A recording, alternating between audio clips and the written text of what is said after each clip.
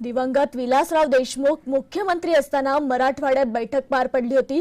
यानंतर तब्बल 9 वर्षांनंतर मुख्यमंत्री देवेंद्र फडणवीस यांच्या सरकारमध्ये होणाऱ्या बैठकीकडे संपूर्ण मराठवाड्याचं आता लक्ष लागलंय। या अनुषंगाने शहरात आज मराठवाड्याच्या प्रश्नांना घेऊन तब्बल 15 मोर्चे विभागीय आयुक्तालयाजवळील आमदार मैदानावर धडकणार आहेत आणि याबाबतचा आढावा घेतलाय आमचे प्रतिनिधी मोहसिन शेख यांनी। तब्बल 8 ते 9 वर्षानंतर मराठवाड्यासाठी आज औरंगाबादमध्ये मंत्रिमंडळाची बैठक आहे आणि विशेष म्हणजे कॅबिनेट मंत्री असो किंवा राज्यमंत्री असो सगळ्यांची या ठिकाणी उपस्थिती राहणार आहे। आज सकाळपासूनच याची बंदोबस्त आपण बघू शकतो, विभागीय कार्यालयावर सकाळपासून बंदोबस्त आहे। मराठवाड्यासाठी यावर्षी मंत्रिमंडळातून काय बदल येणार आहे यासाठी सर्व मराठवाड्याचे लक्ष लागलेले आहे। सकाळपासून आपण बघू शकता की पोलिसांचा चांगला बंदोबस्त आहे, बंदोबस्त देण्यात आला आहे। आता काही वेळातच मंत्रिमंडळाची बैठकी सुरू होणार आहे। जवळपास 9 वर्षानंतर ही बैठक सुरू होणार आहे। त्यामुळे आता जर 2 दिवसाचा आपण आढावा घेतला तर मराठवाड्यात पाऊस झालेला आहे, त्यामुळे या नुकसानी भरपूर झालेलं आहे। त्यामुळे आता मराठवाड्यासाठी या मंत्रिमंडळातून काय पडतो मराठवाड्याच्या पदरी हे बघणं उचित राहील। औरंगाबादहून मोहसिन शेख, मराठी न्यूज।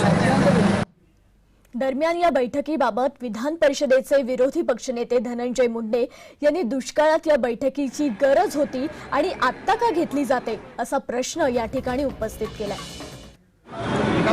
मराठवाड्याची खरं तरी मंत्रिमंडळाची बैठक फार उशिरा राज्याच्या मुख्यमंत्र्यांनी घोषित केली। या बैठकीची खरी आवश्यकता ही दुष्काळामध्ये होती, पण त्यावेळेस आम्ही मागणी करून सुद्धा राज्याच्या मी लेखी मागणी केली होती की आपण मराठवाड्याचा एक नियम आहे की वर्षातून एकदा कुठलंही कुणाचंही सरकार आलं तर एक कॅबिनेट ही मराठवाड्याच्या राजधानीत औरंगाबादला यापूर्वी झालेलं आहे।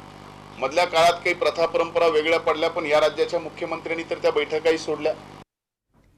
तर दुसरीकडे मराठवाड्यात होणाऱ्या बैठकीत ठोस निर्णय व्हावेत, बजेटला कात्री लावू नये, तसंच उस्मानाबादच्या हक्काचं 21 TMC पाणी मिळालं पाहिजे असंही त्यांनी यावेळी सांगितलंय।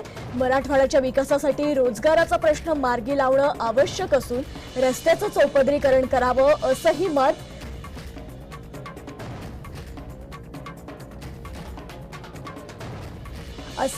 काँग्रेसचे प्रदेशाध्यक्ष अशोक चव्हाण यांनी उस्मानाबादमध्ये बोलताना व्यक्त केलेला आहे।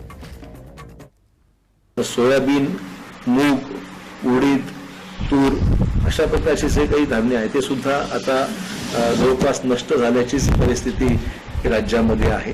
आमचं मुख्यमंत्र्यांना आव्हान राहणार आहे, उद्या कॅबिनेटची मीटिंग आहे औरंगाबादमध्ये, तर औरंगाबादच्या बैठकीमध्ये मुख्यमंत्र्यांनी तातडीने या सगळ्या पिकाचे पंचनामे करून लोकांना 1 महिन्याच्या आत हा सर्व जो काही निधी किंवा मदत जे आपण म्हणतो ते लोकांना जे दिलं जातं नॉर्मली, ते मदत लोकांना त्या पिकाचे आकडेवारी नुकसान भरपाई जी काही शासनाच्या निकषाप्रमाणे नियमाप्रमाणे त्यालाच न बाधित झालं, थोडंसं अधिक सहज देता आलं तर ते जास्त संयुक्तिक आणि उपयुक्त राहील असंही मला या ठिकाणी नमूद करायचं आहे। आम्ही मुंबई